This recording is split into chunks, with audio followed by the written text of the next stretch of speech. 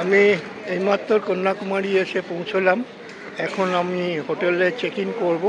সেব্বা palace, এই হোটেলটাই আমি check in করছি। সামনে থেকে চলো দেখিয়ে দিত। এই হচ্ছে সেব্বা প্যালেস, আর এই হচ্ছে আমি প্রথম যে হোটেলে গিয়েছিলাম, একদম পাশাপাশি। এদেরও রুম প্রচুর ভালো, আমি দেখে এসছি। তাও চলো আর একবার ভালো করে তোমাদের দেখিয়ে দেবো। এই হচ্ছে লিফট, আর এই লিফট থেকে বেরিয়েই এই রুমটা আমাদের দিয়েছে 401। চলো রুমটা তোমাদের দিয়ে দিই।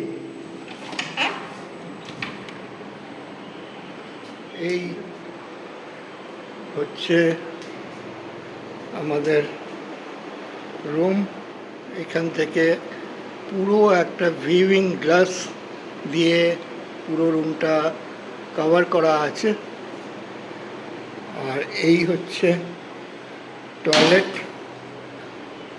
আর এইবারে যদি আমি পর্দাটা তোমাদের সরাই, এইখান থেকে পুরো বিবেকানন্দ রক আর এখানকার যে কবি স্ট্যাচু আছে পুরোটা আমার এই ঘর থেকে দেখা যায়।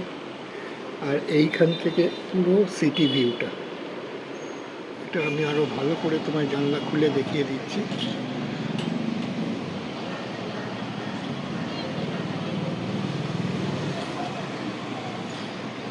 দেখতে পেলে তোমরা, আমাদের রুম থেকে শুয়ে শুয়ে আমরা বিবেকানন্দ রক দেখব। আমরা এখন বেরিয়েছি ব্রেকফাস্ট করতে। এখানে আমার বাংলা আর সোনার বাংলা বলে দুটো হোটেল আছে, বাঙালি হোটেল। তো ওখানে যাই, গিয়ে দেখি কিছু বাঙালি ব্রেকফাস্ট কিছু পাওয়া যায় কিনা। বাঙালি হোটেল, হোটেল আমার সোনার বাংলা। কি হবে এখন ব্রেকফাস্টে? পুরি বলতে লুচি না কি ওই ধরো? লুচি, আচ্ছা ঠিক আছে। আমি অর্ডার করলাম পুরি আর সবজি। অনেকদিন পুরি সবজি খাওয়া হয়নি, শুধু ভেজ, অমলেট, ধোসা, ইডলি এইসবই ব্রেকফাস্টে খাচ্ছিলাম এতদিন ধরে। তো এখানে যখন সুযোগ এসছে তো একটু পুরি সবজি খাই আর কি ব্রেকফাস্টে। তারপরে আমরা যাব বিবেকানন্দ রক। কিছুক্ষণ পরেই আমাদের দিয়ে গেল পুরি আর সবজি, তবে এটাকে ঠিক লুচি বলা যাবে না। যাই হোক, এই মোটা মোটা পুরি খেয়েই আমরা রওনা দিলাম বিবেকানন্দ রকের উদ্দেশ্যে। এই হচ্ছে বিবেকানন্দ রকে যাওয়ার রাস্তাটা। হচ্ছে বিবেকানন্দ রকে ঢোকার যে ফেরি সার্ভিসটা আছে, এটা হচ্ছে তারই রাস্তা। বিবেকানন্দ রকে যাওয়ার টিকিটের লাইন, আরও একটা লাইন আছে এখানে, সেটা হচ্ছে এই পাশে। এটা লাইনের প্রাইসটা একটু বেশি, এটা 300 টাকা। আর এইদিকে যে টিকিটের লাইনটা সেটা হচ্ছে 75 রুপিস, 75 টাকা। এই হচ্ছে ফেরির টিকিট কাউন্টারটা। আমরা একদম ফেরির টিকিট কাউন্টারের কাছে চলে এসেছি, তবে বেশিক্ষণ দাঁড়াতে হয়নি আজকে আমাদের,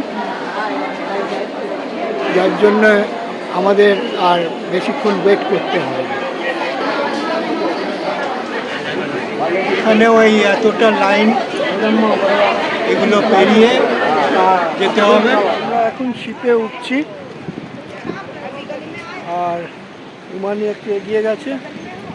আর এখানটায় আমরা যাব বিবেকানন্দ রক, আর পাশেই হচ্ছে তামিল পোয়েট তিরুভাল্লুভার স্ট্যাচু। এটা 2000 সালে তৈরি করা হয়েছে। ঠিক এখান থেকে লাইফ জ্যাকেট নিয়ে নিতে হবে। এটা ধরো, সবাই উঠে পড়েছে। উমানি এখানে লাইফ জ্যাকেট পরে নিয়েছে।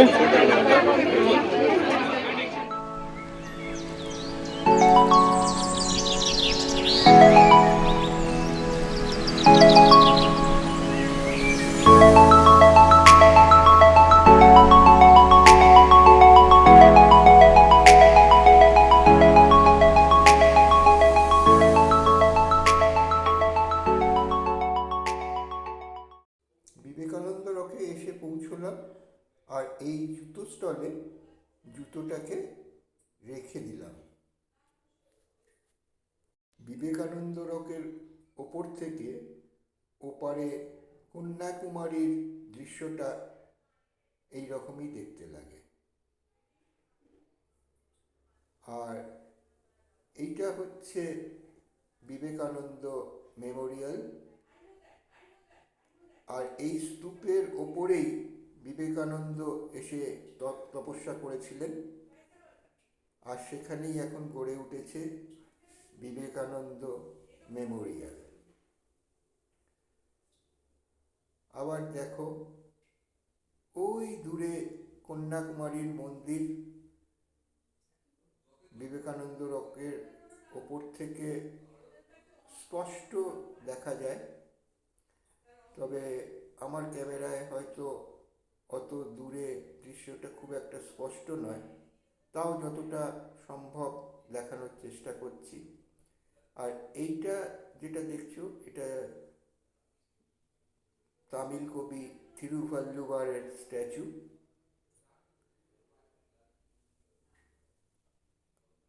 আর এইটা পুরো বিবেকানন্দ রকের এরিয়াটা। এখানে এসে সত্যি মন প্রাণ যেন সব কিছু জুড়িয়ে যায়। বিবেকানন্দ রকের ওপর থেকে কন্যাকুমারীর মন্দিরটা তোমাদের ভালো করে দেখানোর চেষ্টা করলাম। বিবেকানন্দ রকের ওপর থেকে তিনটে সাগরের রং পরিষ্কারভাবে বোঝা যায়। আমি আমার ক্যামেরা দিয়ে তোমাদের যতটা পারছি তিনটে সাগরের রং তোমাদের দেখানোর চেষ্টা করছি। দেখো, তোমরাও হয়তো বুঝতে পারছো যে তিনটে সাগরের রং সম্পূর্ণভাবে আলাদাভাবে মিশে রয়েছে। এবারে আমরা বিবেকানন্দ রকের মূল মন্দিরে প্রবেশ করব।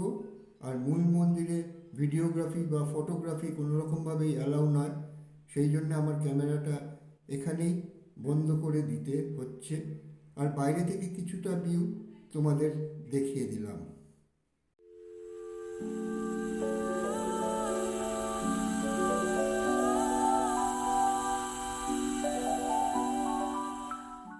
দূরে একটা পাথরের ওপরে জলটা যেভাবে আছড়ে পড়ছে, আর তাতে যেরকমভাবে জলটা ছেটকাচ্ছে, সেটা দেখে মনে হচ্ছে একটা তিমি মাছ যেন তার মুখ দিয়ে ফোয়ারা ছেটাচ্ছে।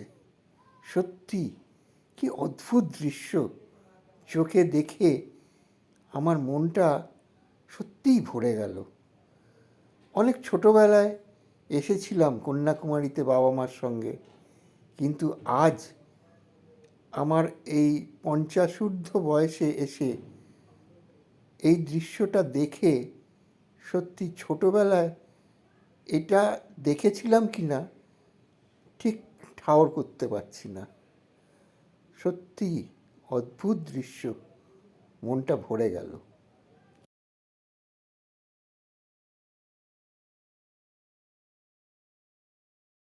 Good morning. আমরা এখন এসেছি সানরাইজ পয়েন্টে। তবে মেঘের জন্য আমরা এখনো সেরকমভাবে কিছু দেখতে পাচ্ছি না। আর একটু ওয়েট করে দেখি কি অবস্থা হয়। এই এরকম সানরাইজ হচ্ছে সবে, তবে মেঘ আছে। নিচে সূর্যটা দেখছো, কতটা দেখা যাবে জানি না, দেখি চেষ্টা করে। আজকে যদি না হয় ভালোভাবে দেখা, কালকে আবার ট্রাই করব। তবে মনে হচ্ছে আস্তে আস্তে সূর্যটা উঠছে একদম তলা দিয়ে। এই একটু একটু করে সূর্য মামার দেখা দিচ্ছে।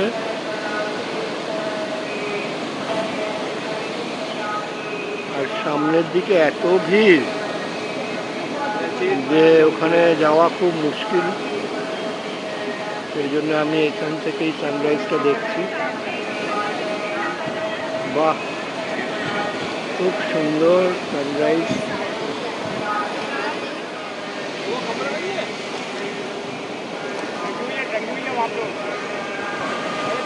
সানরাইজ দেখে আমরা চলে এসেছি র্যানসাম চার্চ দেখতে। এটা একদম কাছেই, আমার হোটেলের কাছে। সেই জন্যে রুমানি বললো চলো একবারে এই চার্চটা দেখে তারপরে আবার হোটেলে যাবো। চলো ভেতরে গিয়ে তোমাদের চার্চটা দেখিয়ে দিচ্ছি। এই হচ্ছে র্যানসাম চার্চ, কন্যাকুমারী। মনে হচ্ছে ভেতরে একটা বিয়ের অনুষ্ঠান চলছে। দেখি চলো।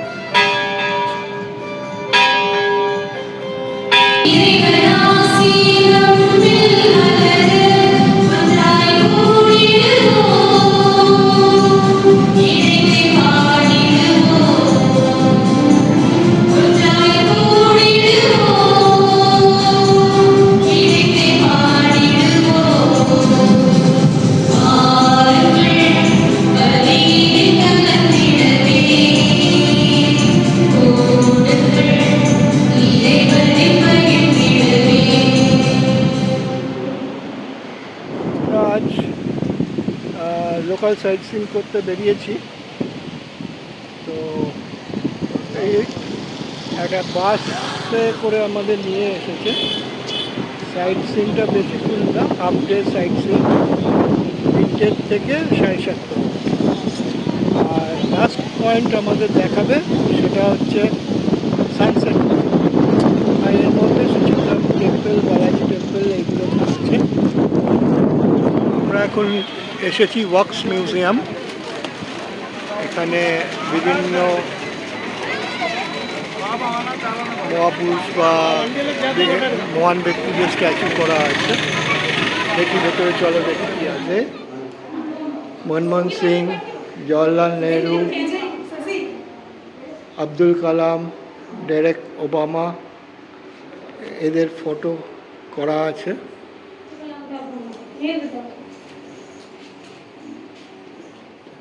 এখানে শাহরুখ খান এদেরও রয়েছে।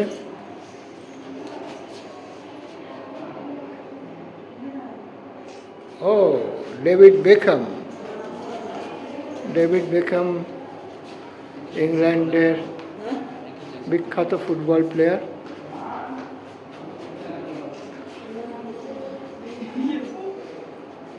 রবীন্দ্রনাথকে তো আমি চিনতেই পারছি না। ইনি রবীন্দ্রনাথ, এনার পাশে আইনস্টাইন।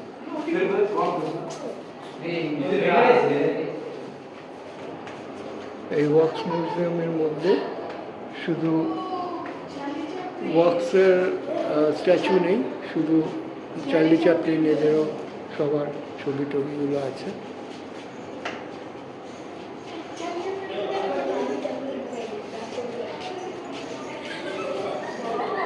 মহাত্মা গান্ধীর সামনে চরকা, আর এদিকে বিবেকানন্দ রকের একটা ফটো পেন্ট করা আছে। মহাত্মা গান্ধীর বিভিন্ন রকমের অ্যাক্টিভিটিস এর ফটোগুলো এখানে রয়েছে।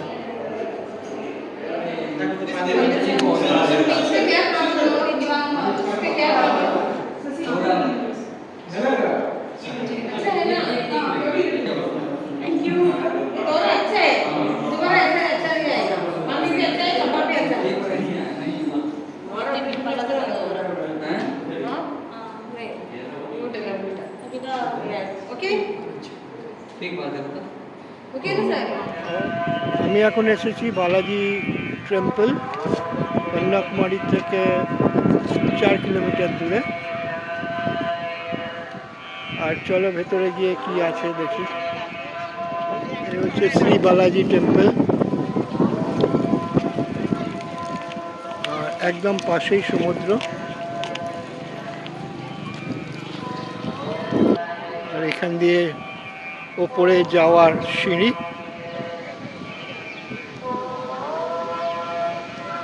আমি এখন উঠে এসেছি বালাজি টেম্পলের।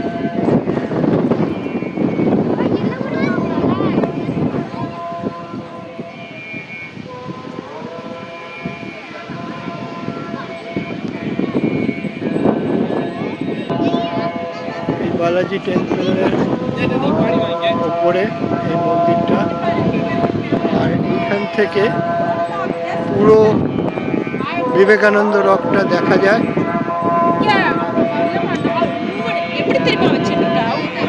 ওই দূরে বিবেকানন্দ রক আর থিরুভাল্লুর স্ট্যাচু, একদম পাশে সমুদ্র, খুব সুন্দর।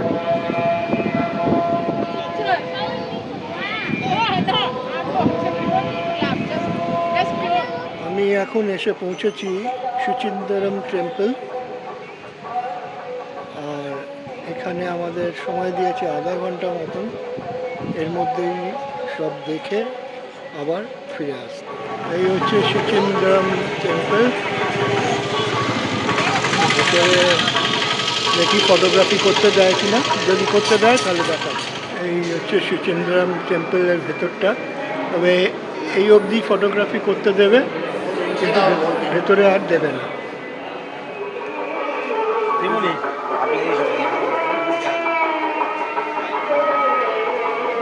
এই হচ্ছে সুচিন্দরম টেম্পলের ভেতরটা।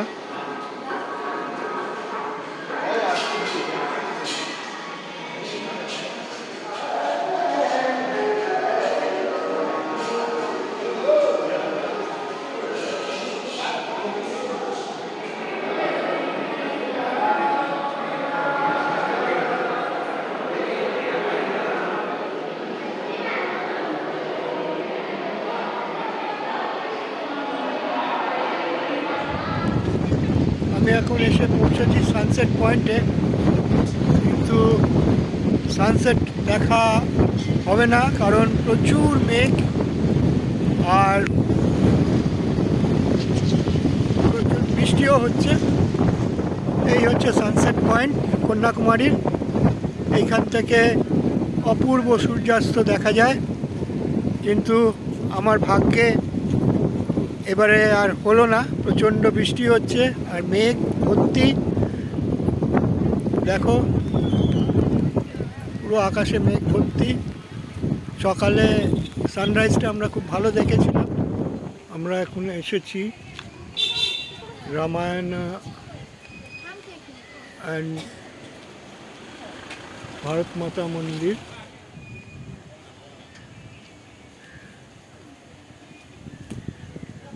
এখানে হনুমান মিট করেছিল সীতা দেবীকে। হ্যাঁ,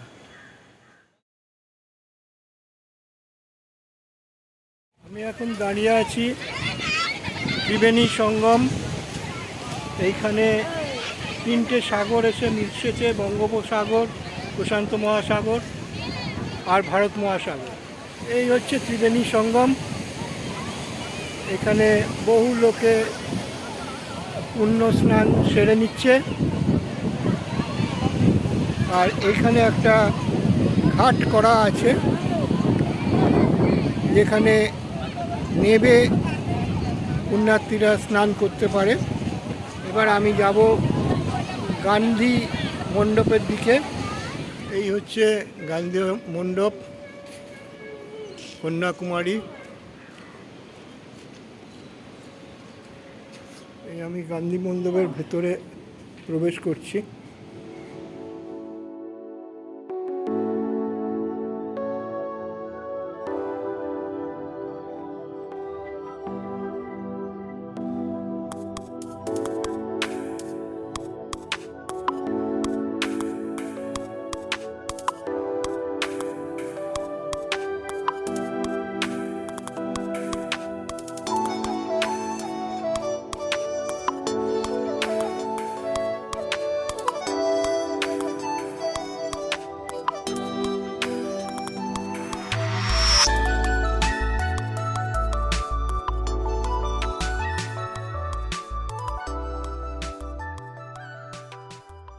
আমি এখন চলে এসেছি কন্যাকুমারী ভিউ পয়েন্ট। এখানে প্রবেশ মূল্য 15 টাকা। তবে আজকে একদম ফাঁকা, কেউ নেই এখানে। চলো ওপরে গিয়ে দেখি কি দেখাচ্ছে। এই হচ্ছে ওপরে যাওয়ার রাস্তাটা, আর এইখান দিয়ে যদি তুমি দেখো এই উত্তাল সমুদ্র, দূরে বিবেকানন্দ রক।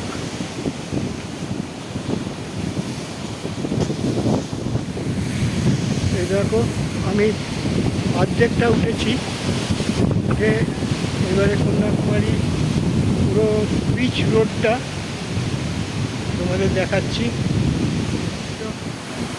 দূরে বিবেকানন্দ রক, সামনে গান্ধী মণ্ডপ।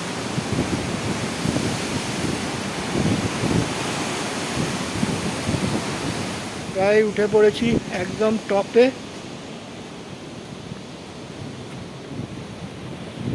এখান থেকে চলো ভিউটা তোমাদের দেখাই। দেখো একদম টপ থেকে কন্যাকুমারীর ভিউটা।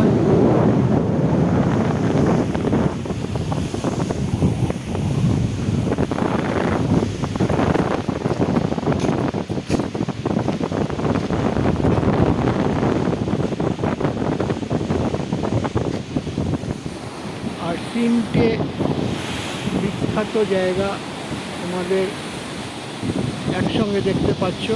একটা হচ্ছে বিবেকানন্দ রক, কন্যাকুমারী মন্দির, আর গান্ধী মন্দির।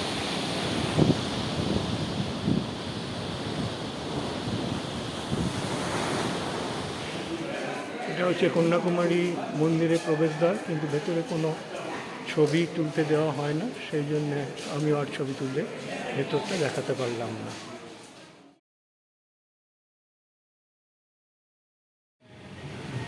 18 তারিখ থেকে আজকে 24 তারিখ অবধি আমাদের পন্ডিচেরি আর কন্যাকুমারীর ট্রিপটা আজ এখানেই শেষ হচ্ছে। তাই আমি আজকে নাগেরকয়েল স্টেশন থেকে চলে যাব আমার ছেলের কাছে ব্যাঙ্গালোরে।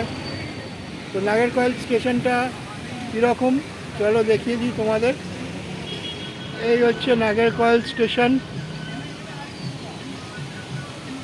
কন্যাকুমারীতে যাওয়ার জন্যে অনেকে এখানে নেমে কন্যাকুমারী যায়, আবার কন্যাকুমারী থেকে ফেরার সময় অনেকে এই নাগেরকয়েল থেকে ট্রেন ধরে তার গন্তব্যস্থানে পৌঁছানোর জন্য। যেমন আমি এই নাগেরকয়েল থেকে ব্যাঙ্গালোরের ট্রেনটা আজকে আমি ধরব।